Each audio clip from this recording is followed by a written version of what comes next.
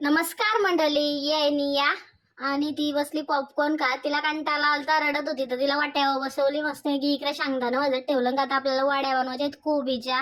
हे सगळा साहित्य आहे आपला. आणि इकडे बारीक कापलेली कोबी घेतली एक वाटग्यान, मस्त बारीक कापायची आहे कोबी. नंतर त्याच्यानं आपलं बेसन टाकायचं एक वाटी त्याच्यानं आपला मक्याचा पीठ टाकायचा, शेंगदाण्याचा कूट टाकायचा अर्धी वाटी आणि कोथिंबीर टाकायची. नंतर जिरा टाकायचा, हळद टाकायची आणि चवीनुसार मीठ टाकायचा आणि चेचलेला आला आणि मिरची न धन्यांची पावडर. आता बिन कांदा लसणाच्या वाऱ्यात म्हणून याच्या आला आणि मिरचीच टाकायची. तुम्ही कांदा लसूण खात असाल तर लसूण सुद्धा घेऊ शकता तुम्ही, असं काही नाही. लगे पिठाचा जरा मळून घ्यायचा, म्हणजे कमी पाणी टाकायचं का तर कोबीचा पण पाणी सुटतं. आणि या वाऱ्या आपल्याला उमवायचे आहेत म्हणून या गोला बनवायचा, याचा घट्ट जर असा उंडा बनवायचा. तर इकडून तिकडे असा असा तो मचकंदाचा पीठ आणि मस्त याचा उंडा बनवायचा. आणि लगेच त्याला असं मोदकांची चालन ती जायची आणि तिला मस्त की तेल लावायचं. आता इकडून तिकडे असं सगळेकडून तेल लावायचा.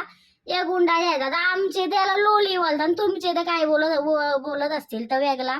पण आमचे ते इथं म्हणजे आलूवरी झाली तरी किती लोल्या झाल्या.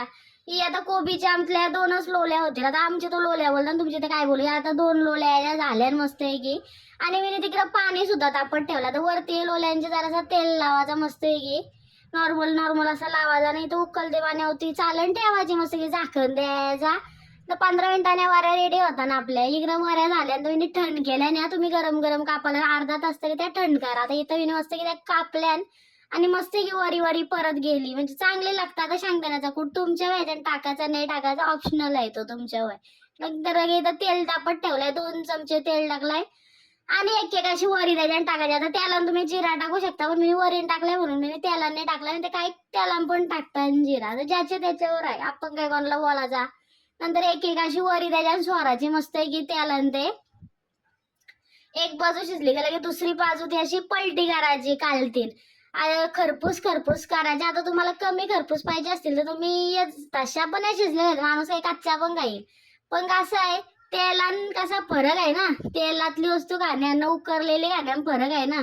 लगे आता एक बाजू झाली, दुसरी बाजू आपण अशी पलटी करून जेव्हा. आता कोबी कोणच्या घरात नसतं, सगळ्यांच्या घरात कोबी असते. कुठले तरी कोपऱ्यात फ्रीज मध्ये कोबी लोलतच असते. म्हणून तुम्ही एकदा तरी या वाऱ्या ट्राय करा. आणि ही रेसिपी तुम्हाला आवडली असेल तर माझ्या चॅनलला लाईक करा, शेअर करा, कमेंट करा, सबस्क्राईब करा.